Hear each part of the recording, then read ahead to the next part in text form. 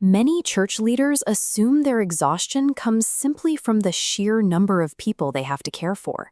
The actual drain on time and energy comes from running a single, standardized teaching program for a room full of people and a predictable conveyor belt of growth. You preach the text and people naturally mature. In practice, feeding the exact same content to everyone creates a room full of stagnant believers who rely entirely on the pastor to translate faith for them. Leaders spend dozens of hours a week crafting deep theological arguments and historical context. Meanwhile, the people listening walk out the door and repeat the exact same destructive habits on Monday morning. This disconnect happens because of a developmental misdiagnosis.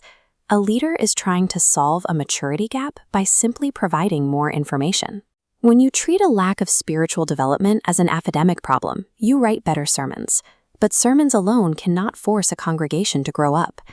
Every ministry operates under a strict tension between scalability, how many people you can reach, and efficacy, how much you actually change their lives.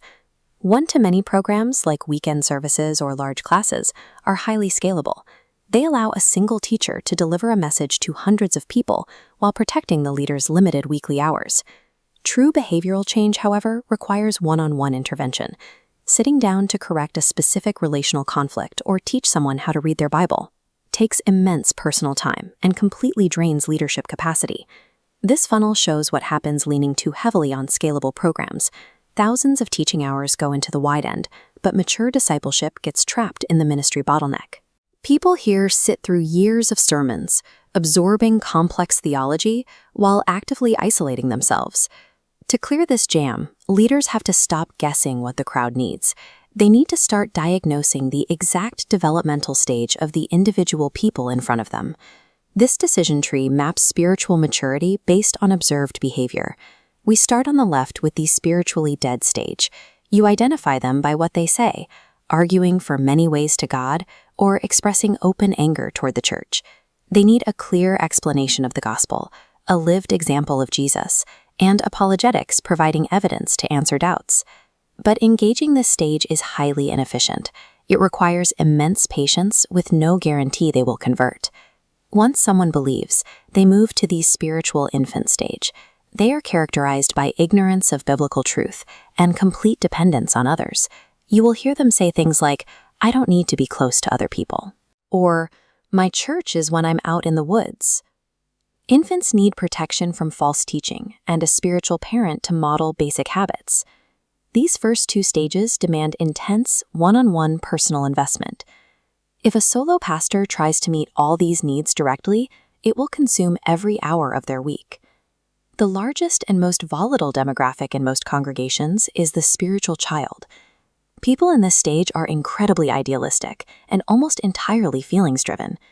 Their faith operates on a roller coaster of spiritual highs and deep, sudden lows based on their current circumstances.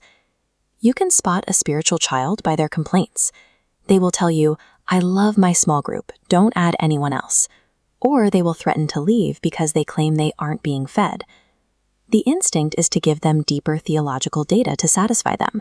But what they actually need is teaching on their identity in Christ and firm relational boundaries regarding what they expect from other people. Applying these boundaries carries significant risk. When you tell a self-absorbed believer that the church does not exist solely to cater to their preferences, it often triggers immediate conflict or causes them to walk out the door entirely. Leaders often compromise to avoid this confrontation. They yield to the demands of the spiritual child, allowing small groups to remain closed and entirely comfortable. Catering to these demands buys temporary peace for the pastor, but it permanently destroys the church's ability to reproduce and reach new people. Moving past the childhood stage brings us to the highly productive phases of maturity, beginning with the spiritual young adult. These believers are zealous.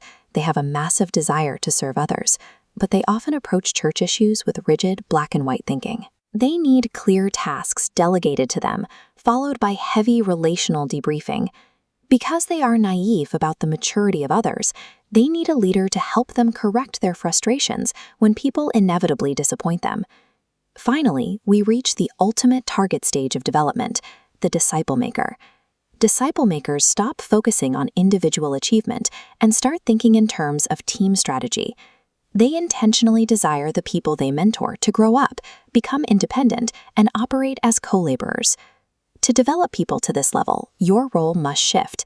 You must stop fixing every problem like a spiritual parent and become a strategic coach. This quadrant chart maps spiritual independence against the leader's time.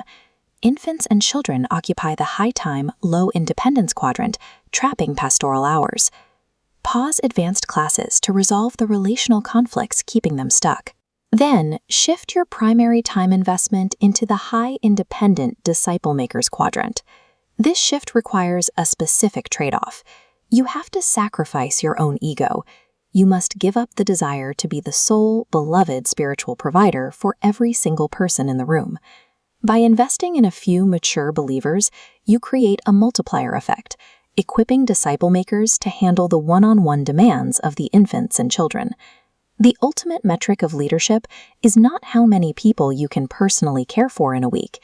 It is how many capable co-laborers you can reproduce to carry the mission forward.